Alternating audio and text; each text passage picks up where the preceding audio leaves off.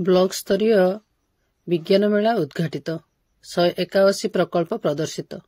ବୌଦ୍ଧ ଜିଲ୍ଲା ହରଭଙ୍ଗା ବ୍ଲକ ଧଳପୁର ରାଜେନ୍ଦ୍ର ନାରାୟଣ ଉଚ୍ଚ ମାଧ୍ୟମିକ ବିଦ୍ୟାଳୟଠାରେ ବ୍ଲକ ସ୍ତରୀୟ ବିଜ୍ଞାନ ମେଳା ଓ ବାଲ ବୈଜ୍ଞାନିକ ପ୍ରଦର୍ଶନୀ ଅନୁଷ୍ଠିତ ହୋଇଯାଇଛି।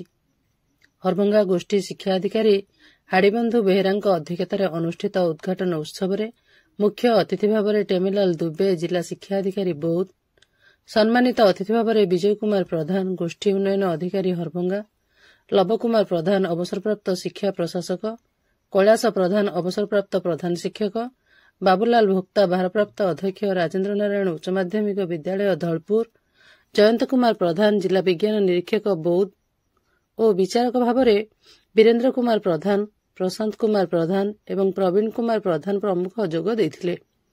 ଅତିଥିମାନଙ୍କ ଦ୍ୱାରା ପ୍ରଦୀପ ପ୍ରଜ୍ୱଳନ କରାଯାଇଥିଲା। ବିଦ୍ୟାଳୟର ଛାତ୍ରୀମାନଙ୍କ ଦ୍ୱାରା ସ୍ୱାଗତ ସଙ୍ଗୀତ ଗାନ କରାଯାଇଥିଲା।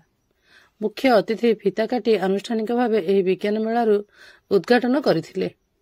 ପ୍ରଦର୍ଶିତ 181 ବିଜ୍ଞାନ ପ୍ରକଳ୍ପ ବୁଲି ଦେଖିଥିଲେ ଏବଂ ବିଚାରକ ମଣ୍ଡଳୀ ମଧ୍ୟ ବିଭିନ୍ନ ବିଜ୍ଞାନ ପ୍ରକଳ୍ପ ଓ ବାଲ ବୈଜ୍ଞାନିକ ପ୍ରଦର୍ଶନୀକୁ ଦେଖି ବିକଶିତ ଭାରତ ଆତ୍ମନିର୍ଭର ଭାରତ ଉପରେ ପର୍ଯ୍ୟବେସିତ ମେଳାର 181 ପ୍ରକଳ୍ପରେ ଅଂଶଗ୍ରହଣ କରିଥିଲେ।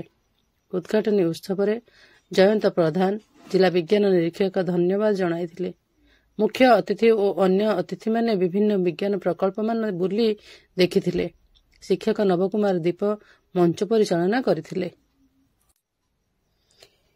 ବୌଦ୍ଧରୁ ବୈଦ୍ୟନାଥ ସାମଲଙ୍କ ସହିତ ହରଭଙ୍ଗାରୁ ଚିତ୍ତରଞ୍ଜନ ସିଂଙ୍କ ରିପୋର୍ଟ, ମୋ ଜିଲ୍ଲା ଖବର।